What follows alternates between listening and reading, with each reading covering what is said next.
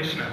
Undoubtedly world leaders in energy efficiency, proof of Samsung's commitment to sustainability, especially here in Africa and South Africa. This energy efficiency is brought to you in no less than 4 ways. Samsung brings you a premium design that is above all created for more powerful cooling and heating. Now by that I mean it works faster, reaches further, and even cools or heats those usually hard to reach places faster. The triangle has moved away from the conventional triangular flat shape now into a triangular shape, which allows a wider inlet, letting more air in.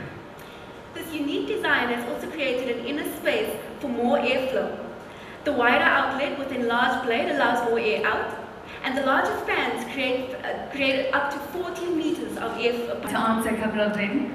So the shape of things to come, just proving how Samsung can put the wind in your sails.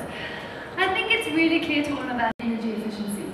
It's our key USP, Melinda. It's something that we spent a lot of time talking about this evening in terms of the triangular shape.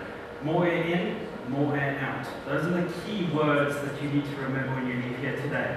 More air in, more air out, meaning the room can regulate to the set temperature quicker, allowing it to go into idle mode, which of course allows us to save money.